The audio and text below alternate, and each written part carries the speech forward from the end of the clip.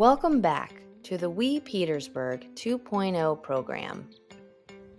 Last week, we overviewed making small changes to diet quality, or what we eat, with a focus on increasing nutrient-dense foods. This week, we will focus on making small changes to portion size, or how much we eat, especially as they relate to foods that tend to be lower in nutrients and higher in ingredients that are linked with increased risk for heart disease. And as always, we aim for the small changes to be realistic, aligned with your values, feasible, and sustainable. To lay the foundation for this week's small changes, let's begin by exploring the concept of portion distortion. Portion distortion refers to the gradual increase in portion size that has occurred over the past few decades and has resulted in us eating more without even realizing it. There are many causes of portion distortion, including an increase in the size of plates, cups, and bowls, value pricing at fast food restaurants, which has made it possible to get a larger portion for just a few cents more, and foods that are packaged with multiple serving sizes. But what is the difference between portion and serving size? A portion size is the amount of food we choose to eat for a meal or snack. It can be large or small, depending on what we choose. A serving size, however, is the recommended serving or amount of food or drink, often depicted on a nutrition label. For many things we choose to eat, there may be multiple servings in a single portion. So with this knowledge in mind, how can we make small changes to portion size? Awareness of portion distortion and serving size is a great place to start. Your hand can be a helpful tool in determining recommended serving sizes for different food groups. For instance, your fist can help you measure out 1 cup, or a single serving of grains, fruits, or vegetables. And your palm measures about 3 ounces, or a single serving of meats, poultry, or fish. Your thumb measures about 1 ounce, or a single serving of peanut butter or cheese.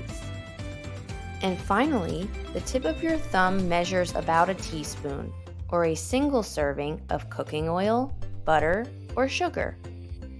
This knowledge is power and can help you make small changes that are aligned with your goals. At the same time, we know that eating behaviors are influenced by many factors, including things in our physical and social environment, as well as physical sensations, thoughts, and feelings. So in an effort to support our eating and healthy lifestyle goals, the solutions we present this week will be rooted in 2 concepts: stimulus control and mindfulness. These proven strategies are backed by research and can help increase our intake of nutrient-dense foods and improve our heart health. They can also help you to understand patterns around food, like when you eat, where you eat, and why you eat, and make it easier for you to stick to the eating-related goals you choose. But what is stimulus control? Well, we tend to behave in a predictable way in the presence of certain prompts or cues. These cues can influence our behavior, sometimes without us thinking it through. For example, think about coming home after a long day at work and you're feeling stressed or tired. There's a plate of cookies sitting on your counter. You might eat a few cookies without even thinking about it. By modifying our environment, we can make it easier to meet our eating goals. For example, we can keep things like cookies in the pantry and keep nutrient-rich foods like fruit out on the counter so it's visible and easy to grab. Stimulus control strategies can also help us when it comes to making small changes to portion size. But what might that look like? Because using a larger plate can prompt us to serve ourselves a larger portion, you can opt for a smaller plate, so even a full plate of food will result in smaller portions. You can also practice stimulus control by purchasing single-serving bags of snacks or dividing larger bags of snacks into smaller portions. You might also practice stimulus control at a restaurant by asking not to have the unlimited bread basket or tortilla chips brought to your table. You may choose to share a meal with a loved one or ask for a box to package a portion of your meal for later. The second proven strategy that can help us make small changes to portion size is mindful eating. Mindful eating is increasing awareness of our physical and emotional senses, which can help us enjoy the foods we love in a way that aligns with our values. Research shows that mindful eating is associated with higher intake of nutrient-dense foods. It can also help increase our awareness of how we feel when we eat, as well as help us to honor our body's signals for hunger and fullness. So, what does mindful eating look like? Mindful eating can be eating slowly, which gives your brain time to register when your body is full. Or engaging your senses while enjoying a favorite food. By focusing on the texture, smell, and taste of your food, you can enhance your enjoyment and make it more likely that you will be satisfied with a single serving instead of needing more.